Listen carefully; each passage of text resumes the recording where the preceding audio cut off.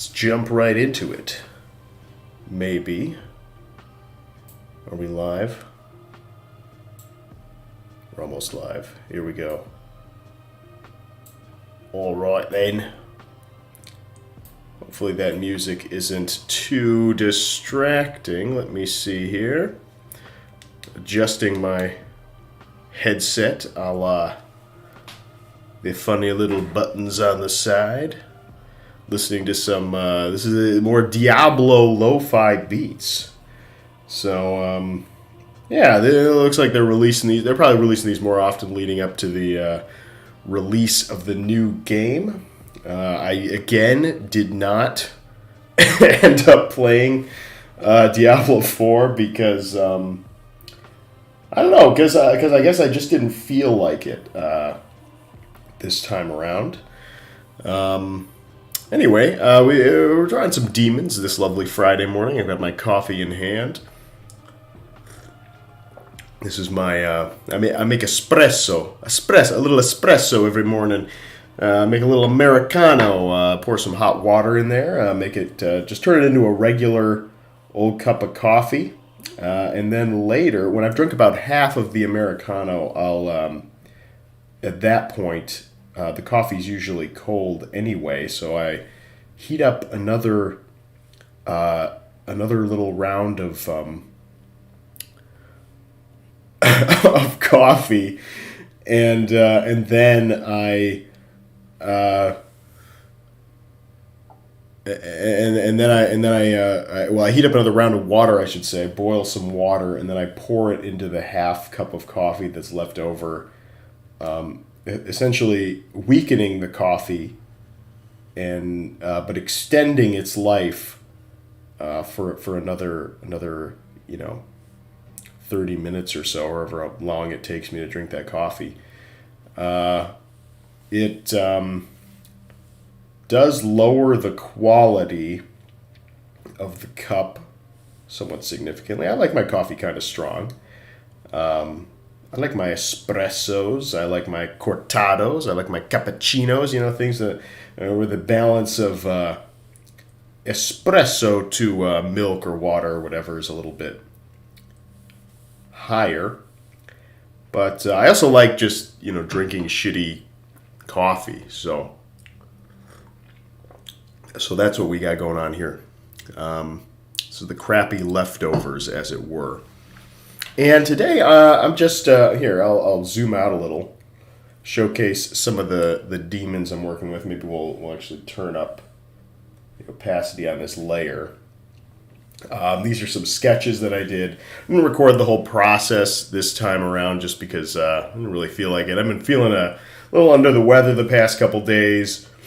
If I'm a little snuffly, I apologize, but it's just that time of year. There's pollen in the air. But yeah, these are just some demons I did using... I kind of use this chunky brush. I do some kind of blocky, silhouette-y kind of sketches, and then I will go back in, clean up the lines a little, and then do a final pass. I'm testing out a new... not new, but new for this kind of style brush that I've only played around with a little. It's called the Mameo brush. You can get this if you're a Clip Studio user. Just search Mameo in the store, and there'll be a couple different ones actually. So you have to test out, which ones you like. I think there's kind of like a more pencil-y version, and then there's a couple different inkers, and this is one of those. So yeah, we're going to just kind of bounce around these, ink them in. I think I'm going to do maybe a couple color passes on these guys. Maybe not today on stream, but at some point. And then the hope is to kind of develop out the kind of menagerie of monsters that I've been working on to turn into little NPC cards, if you will. And some of those are going to end up at a local coffee shop. Got coffee on the brain. A local comic shop that my cousin works at, which is cool. And going to a couple game stores around town, see if they want to pick them up too, and then of course selling them on conventions, and I'll be getting my Etsy shop up and running as well. So yeah, so we're just gonna bounce around, kind of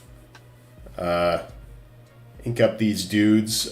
Pretty much got basically these were kind of just intuitively designed, but I sort of wanted to have a couple different archetypes.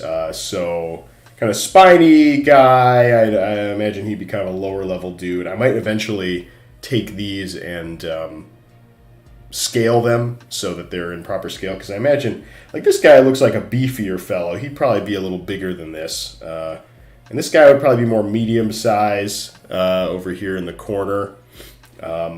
This dude probably be a pretty big, beefy dude. Like medium large, and then like maybe a slightly smaller, kind of faster demon.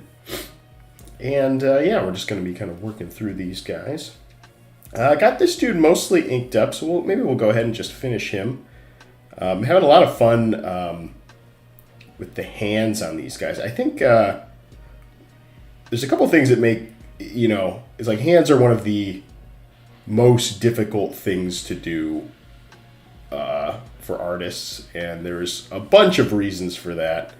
Hands are something that we as humans are, of course, intimately familiar with, so when you go to judge hands of another person, or that another person has drawn or that you've drawn, you can really see the problems. The problems really stick out. And so a couple things that makes drawing hands easier is if you're drawing disgusting demon hands that are all crinkly and kind of weird, and where you're really able to exaggerate the kind of the poses. And honestly, having fewer fingers to work with kind of helps as well. Most of these guys, except for I think this dude, who just has a very kind of classic like hand pose, most of these guys I just gave the 3 fingers and a thumb. Just for consistency among them, and also just, to keep the finger economy lower. And there's a ton of ways to approach drawing hands. This is like not a very technical one, but it is helpful just to kind of set yourself up a project or a sketch or a drawing where you could really just play around with the design and not worry too much about the anatomy, because the more you play with it, the more you get into a state where the hands kind of just feel natural. They just like you judge them not off of a reference per se, but just your reaction to it as you're drawing. And that is pretty much my approach to a lot of stuff. I personally don't like using reference often while I'm drawing. And that is not because reference isn't useful. It's not because it's bad to use it. I think in the internet art education discourse, we're kind of well past the point of like, the days of probably, like when I was in high school, it's like, oh, if you use reference, you're a bad artist, or, oh, I'm proud of this piece because I didn't use reference and it still looks like passable. I think people are kind of well past the kind of reference shaming phase, especially with AI art coming to the fore. I think we'll have bigger problems that they're thinking about in terms of like, what does it mean to like steal art and stuff. But that's kind of another topic. Anyway, the point is reference is very useful. I think it's most useful for me personally at the kind of like inspiration stage, or of course, when you're drawing something unfamiliar, that is less based on sort of your imagination or, just reacting to the shapes and forms that you're sort of laying down. And when you really need to get a little more representative and figure out the mechanics of something.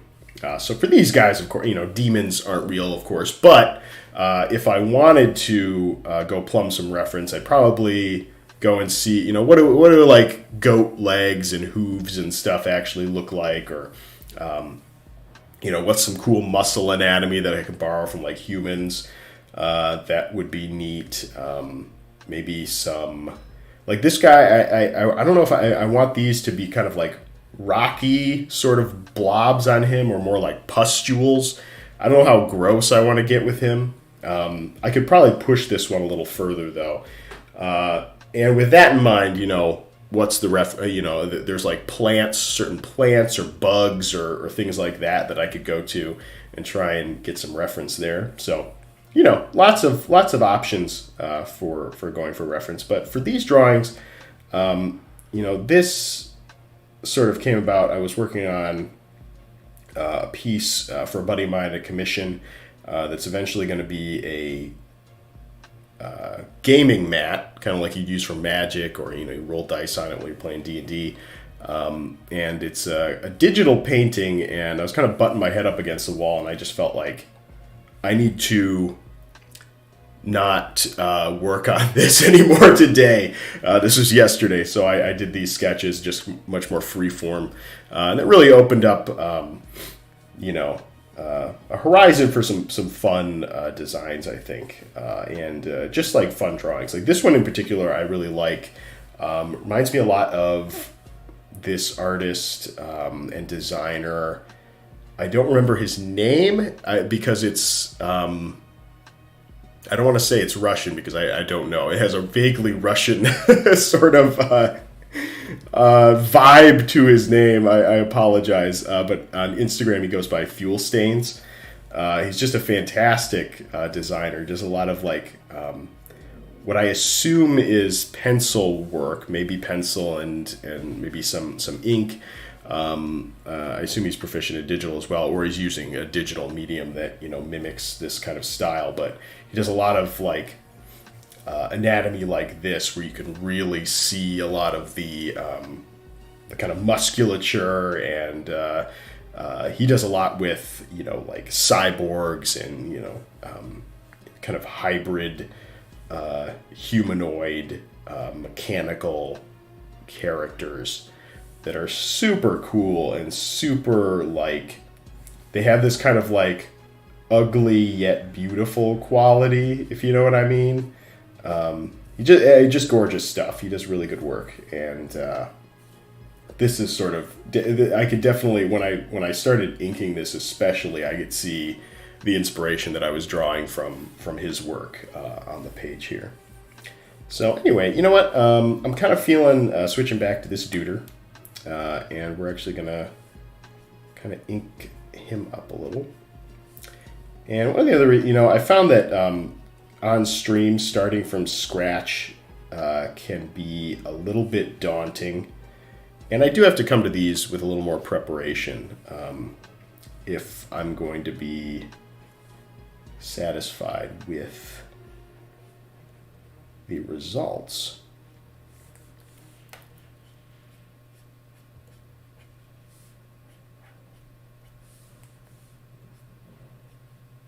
This one in particular, I did throughout the course of starting this ink. I some people will kind of look at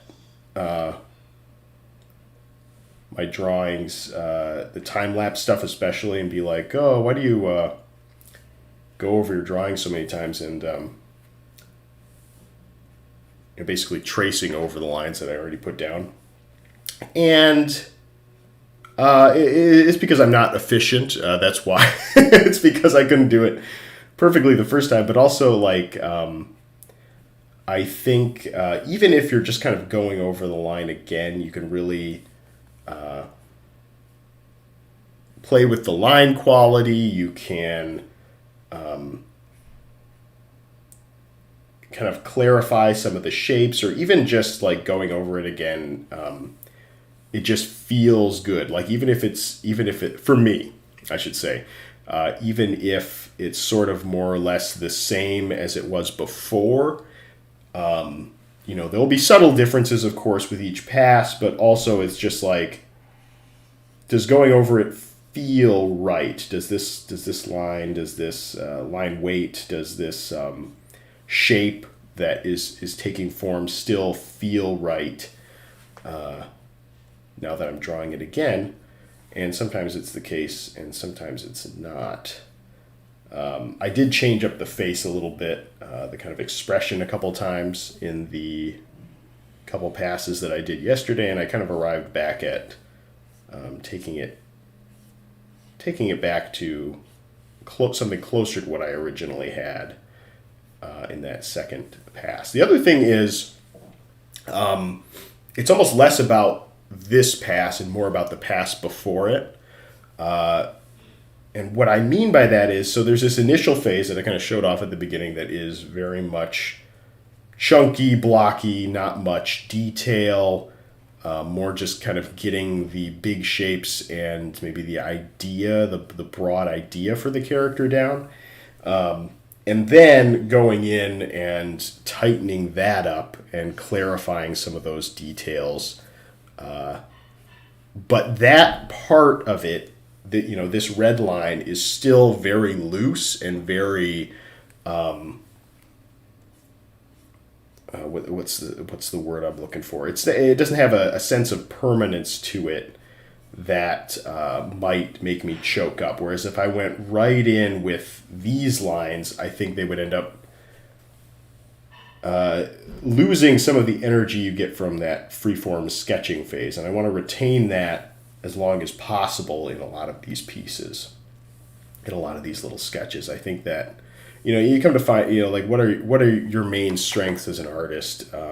That's a question that a lot of people struggle with. It's a question that, you don't necessarily have to struggle with per se, but it's sort of a question that everybody is going to always kind of dance around, especially if they're trying to make a career out of this thing. And my strength is definitely as a sketcher. It's not as, a detailed finished painter. That's why it takes so much energy for me to finish those larger, kind of more painterly pieces. Because it's not my forte, and it's not where my interest is even per se. I really enjoy something more like this, where you can really get the idea down and really just play with those shapes and lines in this phase, as opposed to going in and rendering and tighten everything up and so forth.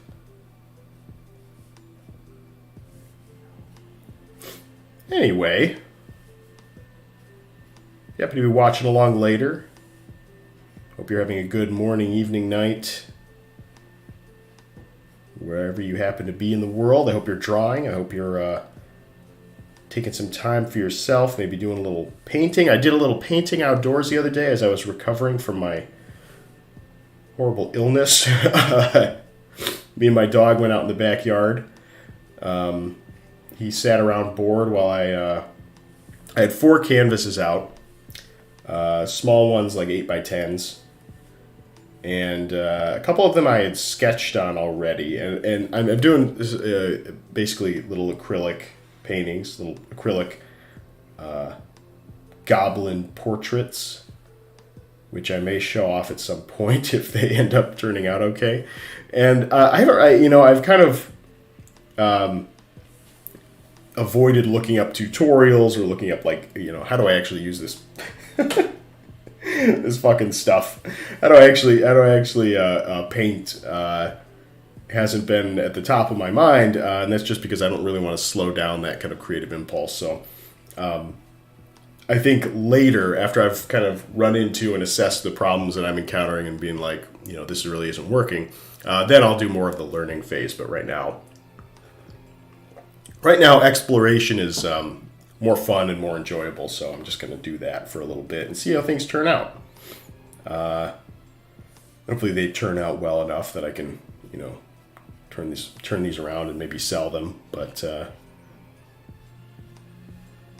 yeah, that's the goal. Anyway, so I was outdoors painting with my dog, and that was a very nice experience overall, even despite the kind of medium frustrations, which have less so been about the process of applying the paint to the canvas and more so about what do I do with this stuff before and after I get it onto the palette, and in the brush and like mixing paints and things like that, which I have done so far very haphazardly. I realized after I got out there and started mixing stuff up, I didn't really have something to mix it with, which I've used in the past, and so I was just kind of using the brush to kind of mix things up, and it's like, this is a mess. This is not clean.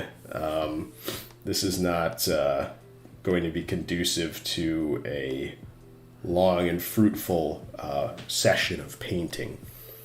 So after about an hour and a half, I was like, I think we should pack things up and reassess this and come back and finish these once I've figured out a couple of logistical items, let's say, regarding this process.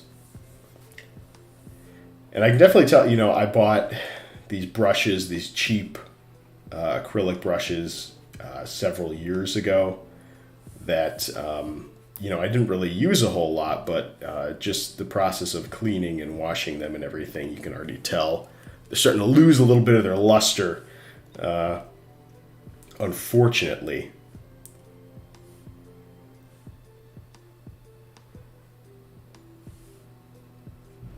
I don't know, guys. I want to obviously keep talking to keep things entertaining, because I'm just kind of doing some line art here.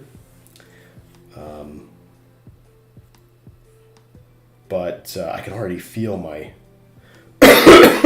sore throat get a little scratchy. I'm like coughing up like a dying of. I've got the consumption over here or whatever.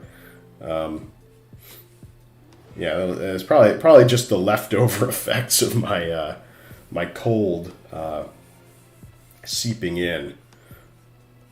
I had to tell my D&D group last night. I was like, guys, I can't do it. I've been cursed. I've been stricken with some horrible disease that's eating away at my sinuses. Almost just like I need like a mute button I could just press for situations like this. And I probably need some water close at hand. In fact, I'm going to go get that now.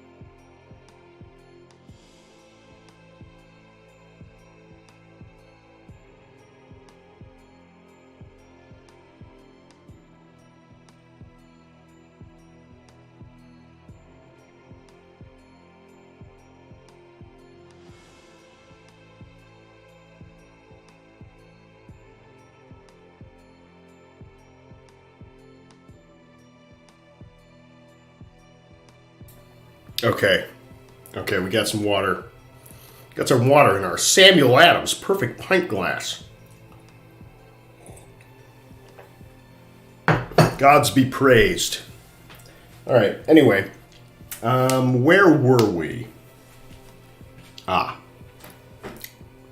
Yes. We were continuing to ink up this demonic fellow. I don't know how deep I want to get with the shadows with this black. Or just really get the lines down and then rely on the kind of like paint and values pass over to do that. To do that with the shadows, get the shadows in there nice and bold. So that's what we're going to do, I think. I think that's what we're going to do. Now, it's been a while since I've streamed, in part because of my horrible illness, in part just because it's been busy, and just the nature of the projects I've been working on. I haven't really been conducive to streaming, but I do want to do more of these just kind of sketching around sort of streams. I think they're fun. And stuff where I work on it a little bit beforehand and really nail down what I want to do with it.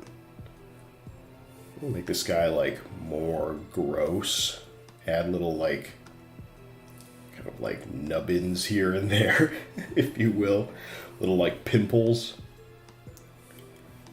And maybe even some like kind of veiny, like gross veiny bits on him. I don't know. Maybe he needs that. Maybe he doesn't. I think I will add some more of that. That sounds fun.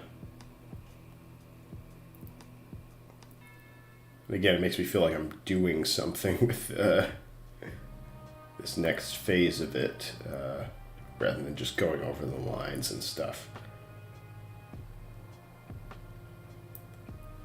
Yeah, I don't know. I don't know how I feel about this Diablo lo-fi, though. I gotta say, like, Diablo's music is good. But, man, the Tristram theme kind of carries, I think, the soundtrack of all the games in a pretty significant way. Speaking of music, though, I did see Guardians of the Galaxy 3 on opening day, I think. I think it was the first day. Yeah, it was like Thursday that, they started doing showings of that. And I thoroughly enjoyed it. I thought it was pretty good. As... not just like a Marvel movie, but just generally, I think it was a pretty good movie.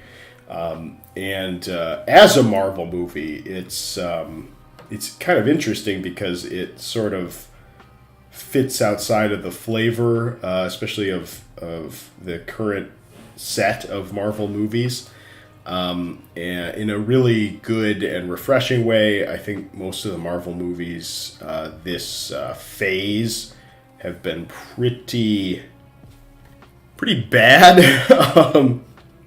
I guess with the exception of Spider-Man, which still relies like pretty heavily on nostalgia, I think, and isn't quite even as strong as I think on its own it doesn't stand up as much to this Guardians film.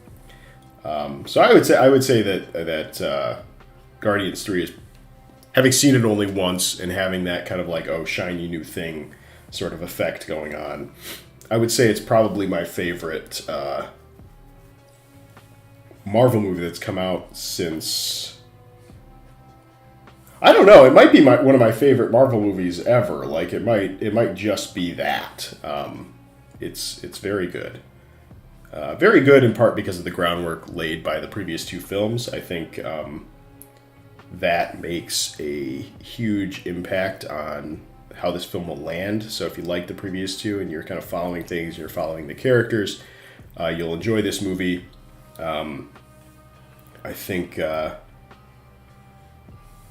it is pretty darn good. I also think, okay, I don't know how much more I want to talk about this movie off the cuff because I'll probably just like spoil it for people. But maybe I'll do a video on it that, because first of all, the designs in that movie are really cool. I kind of want to do a video talking about kind of comparing and contrasting the designs in this movie compared to Ant-Man Quantumania and why the stuff in Guardians 3 works and the stuff in Ant-Man doesn't, and it doesn't really have anything to do per se with the quality of the design so much as the unity of the design language and thematic elements that Guardians 3 has, where it's clear that, you know, whatever was going on in Quantumania was just like an everything and the kitchen sink approach, as opposed to, you know, a kind of more cohesive vision of what that quantum space could have looked like, I guess, is the point I'm trying to make. So Guardians, you know, everything sort of has this biological base, which is really interesting for a kind of space, you know, sci-fi sort of Star Wars-esque adventure story. It's especially interesting when you think about it in those terms, like, you know, space and sci-fi, you know, things like Alien, for example, H.R. Giger, and you know, if you look at stuff like Scorn, for example, which draws from sci-fi artists that really take that like physical body horror sci-fi stuff to the next level. Obviously, that runs through sci-fi. That is a pretty well explored vein in sci-fi, but it's not particularly well explored besides Alien in like a kind of like a big picture setting like this. And certainly in Star Wars, you know, Star Wars leans much more heavy mechanical in its sort of design focus and in its themes. And so seeing how heavily they leaned into the, you know, biological experimentation and growing ships, literally growing ships out of organic matter and space stations and all the experiments that, you know, were done on Rocket and how that fits in with the villain of the movie, you really end up with a very kind of cohesive design experience and a very cohesive feeling movie overall, just from a visual perspective. Whereas one of the things I hated most about Quantumania is like, okay, so we're going to have this sort of like tribe of rebels. And now, presumably, they've all been stranded in the quantum realm by some means. It was sort of difficult to get that part because some of them are sort of coded as like native to the quantum realm, and they've sort of been, you know, ousted from their previous homes or oppressed or driven away in some capacity by Kang, right? And so they're both like this weird kind of like ragtag group of like stranded, just stranded peoples, but they're also sort of like native rebels who are trying to retake their home, and it's not clear like who is what, you know, when you look at it that way, because some of the characters are just human, and some of the characters are weird like blob things, like the Holes guy who was super obnoxious,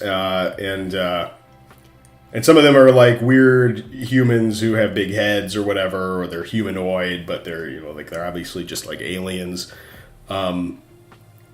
So what you end up with is like a very confusing visual motif for the audience, because it feels very random. And I think random is very difficult to pull off well, especially in a story that is as kind of a story with such a basic structure as what they offer in Quantum Mania. And the theme of like combating this horrible oppressor, you know, it's like, well, these people must have some kind of stake in this world, but this world is like supposed to be uninhabitable because it's like the quantum realm or whatever, and it's like, why are all these people here? I don't know. Suffice to say, I didn't like that movie generally, but I think thinking about it, especially in contrast with what we got in Guardians 3, you know, it seems very obvious that they just didn't have as much leadership on, like, the design side of things. They didn't have as strong a motif planned for what they were going to do with the quantum realm. Beyond, like, we're going to borrow inspiration from, like, microbial creatures, you know, like your water bears and stuff like that, to inform, you know, some of the designs for our creatures in this space.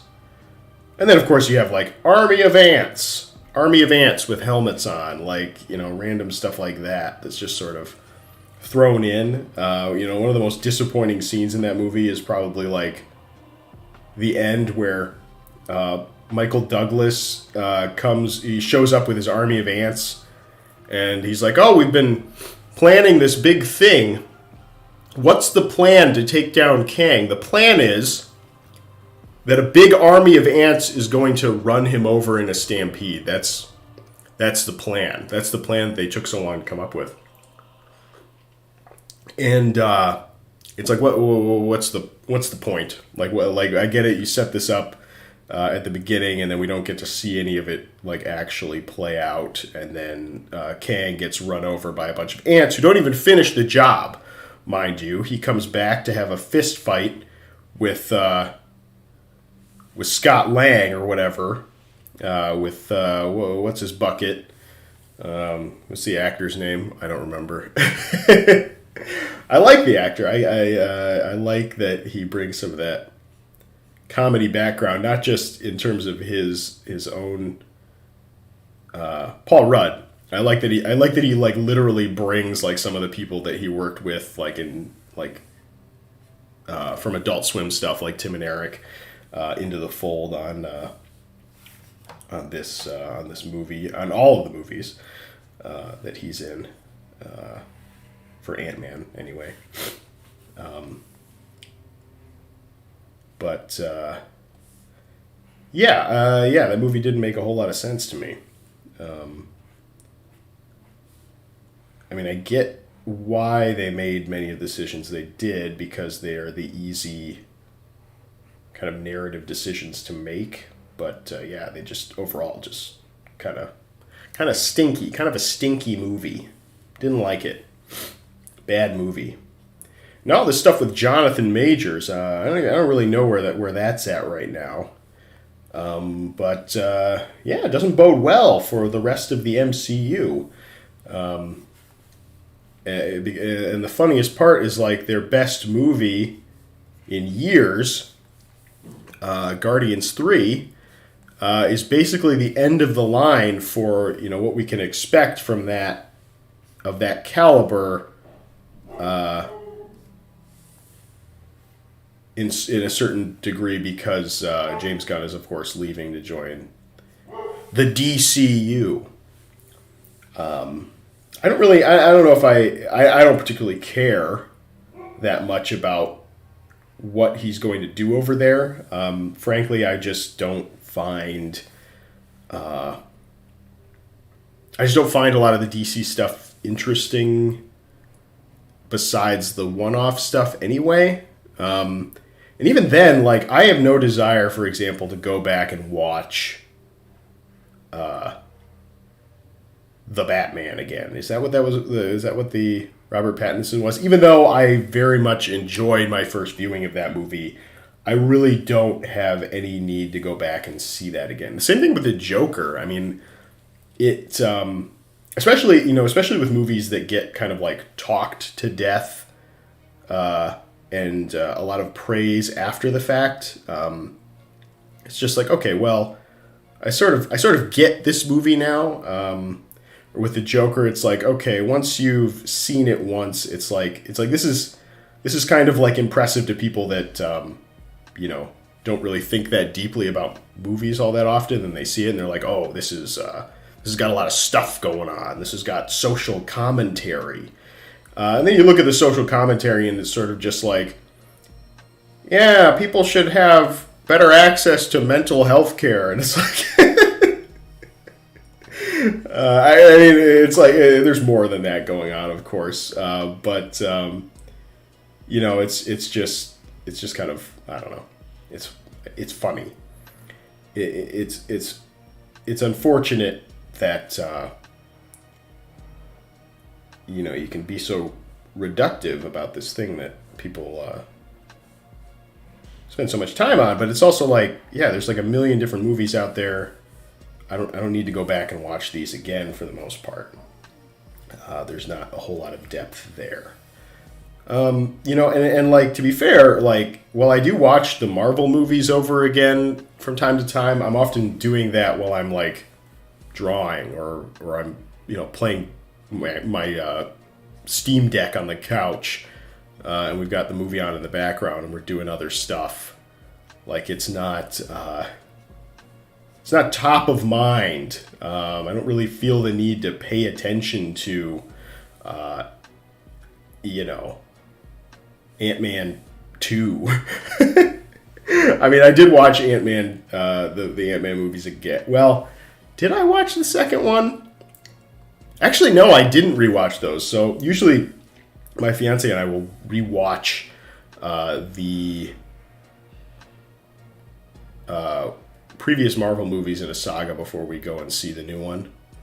And, that doesn't mean we're doing like a close watching of these, as I kind of explained. But you know what? This guy needs a much more organic, I think, club sort of thing. But anyway,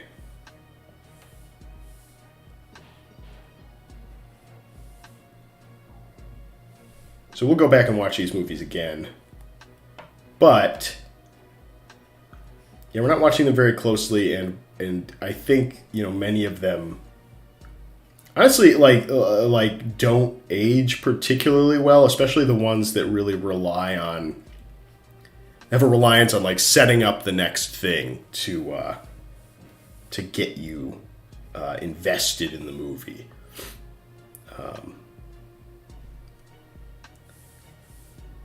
Whereas Guardians 3 did not really rely on that. It does not rely on setting up the next thing. It sort of passes the torch, if you will, a little bit for some of those characters, but it does not introduce it does not introduce new characters in the in the end credit scene. That was, because I did kind of like Doctor Strange in the Multiverse of Madness, but I absolutely hated the end credit scene with like Charlize Theron, and even like the scene at the end where his like third eye pops out or whatever, and he's just on the street, and then there's just like, then you watch the credits and there's this weird like, it feels very random, like he's walking down the street again and you're like, wait a minute, what happened between him having his eye pop out and then him walking down the street? It makes it seem like it's like the first ending of the movie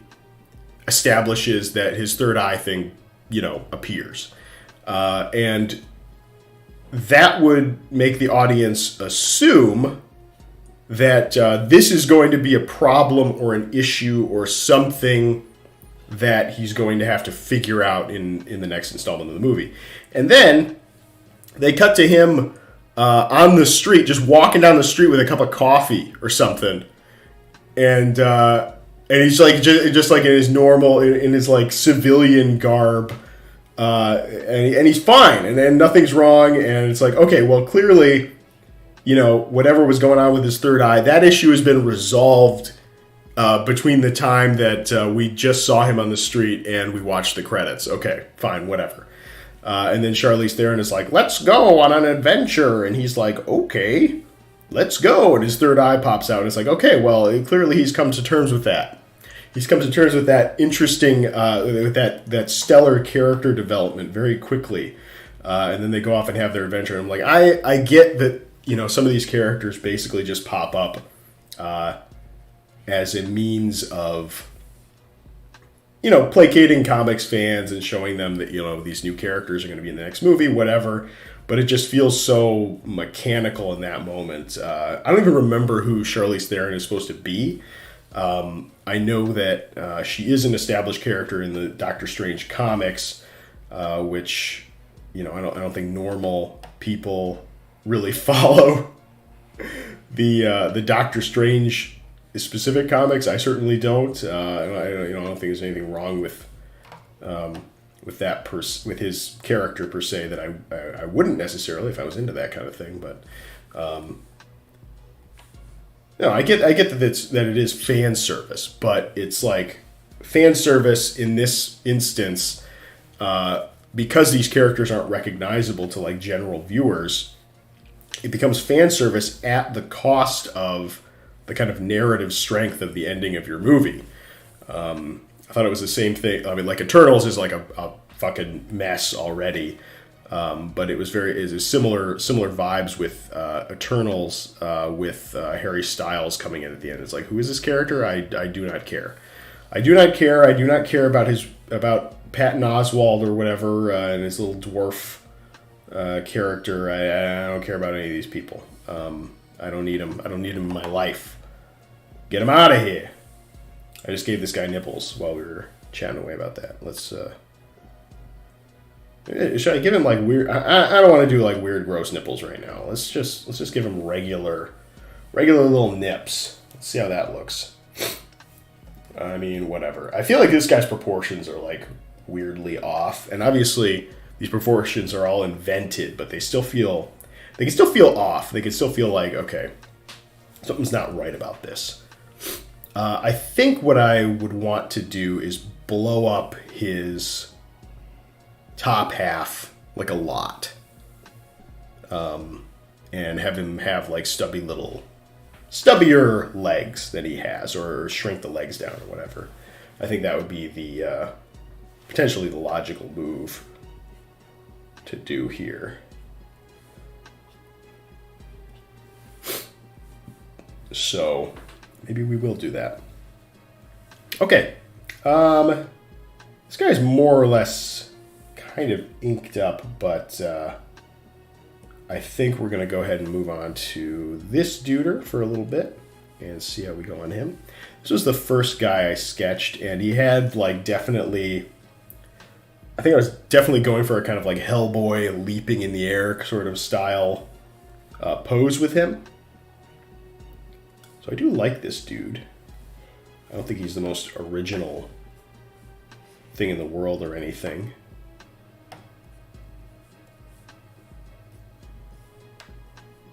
But that's okay. So one other thing I'd like to do with this, I had this this drawing, this digital painting of a character. I got third place in a Proco challenge for it. It was a Demon Prince character. And this guy's teeth are really messed up. We want them jutting out like that. So anyway, got third place for that. And, I've been doing prints and stickers of that guy for conventions and whatever, and he definitely generates some interest. He's like this little red demon guy, little red demon baby, in like in this super creepy, like sort of like demon nanny bassinet thing that is feeding him porridge. It's got like these big creepy hands and feet and like big eyeball. It's like watching him, and he's got like a little like rattle, but I think it would be kind of fun to have like this sort of menagerie of demons around him, kind of his servants, expand out the Demon Baby Prince cinematic universe, if you will. So that's, I think, what I'd like to sort of do with some of these guys. Because I think that dude just sort of fell into a style that is something that's consistently comfortable to me, which means that I kind of just naturally fall into that when I'm designing these demon guys. So they sort of just like fit with him. So we're gonna keep leaning into that. We're gonna keep exploiting that creative energy. Let me mute for a moment while I cough my brains out.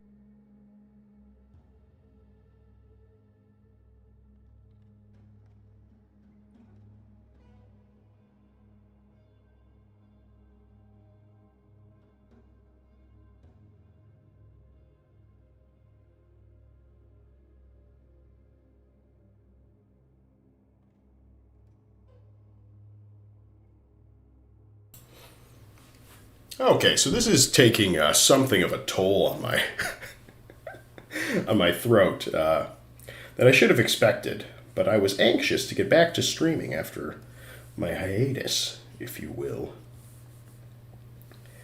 Anxious to get back into it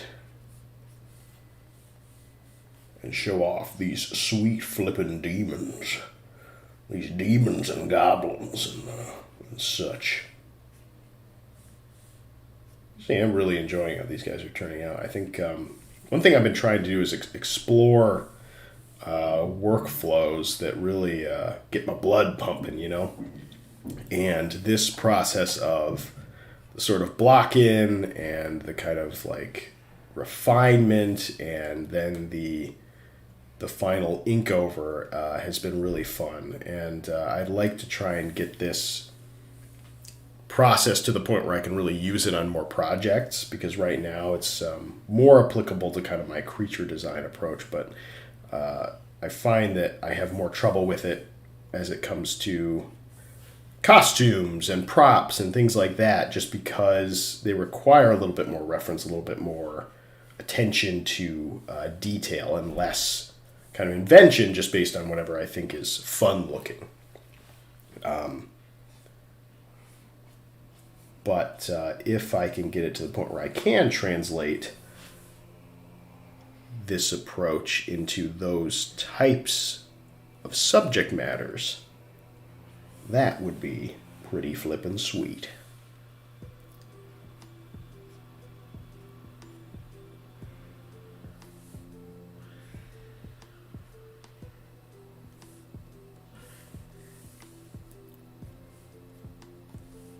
I say this music is fitting. I don't know if you guys can hear it. Hopefully you can. This music is fitting for this subject matter for sure.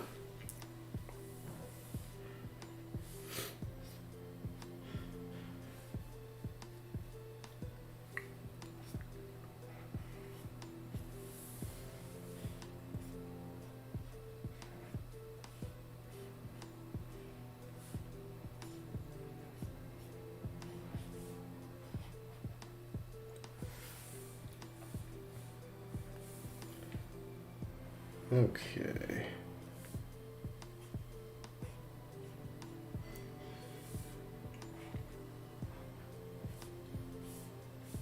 See, this guy's just kind of got this like towel around his waist. Not the best costume design. Sword is very basic, which I don't mind. I don't mind per se. But these guys are demons. They should have a little bit more pizzazz, you know. Maybe that will come at a later phase. The pizzazz phase.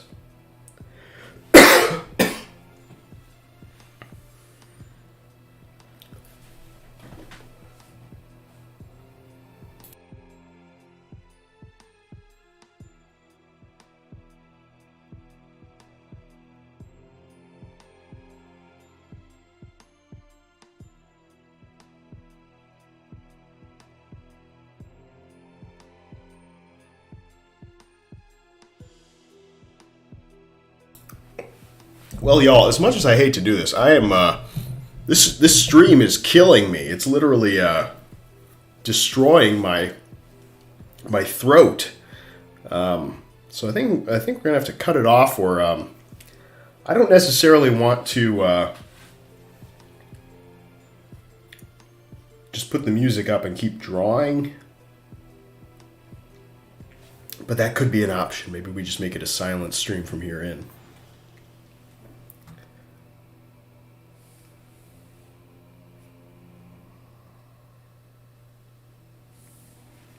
It actually sounds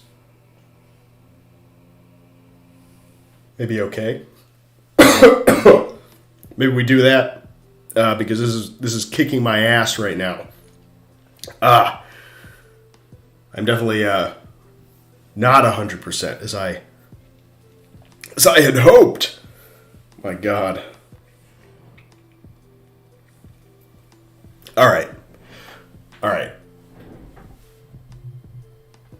Oh my God, is there actually somebody in here now? You picked a great time. I can't actually tell. Well, at any rate, thanks for joining. Oh, you're gone. You're gone, like the wind, like these coughs. That's fine. We're gonna we're just gonna end this one, folks. We're gonna shut her down. But I've had fun today. We've got about an hour of drawing in, which is great. Got this guy inked up. Did a little detail work on this fella over here. Get started on this duder. Might keep it going. Who knows? Might just keep it rolling. All right. Well, take care. Have a happy Friday. Hope your Friday's going better than mine.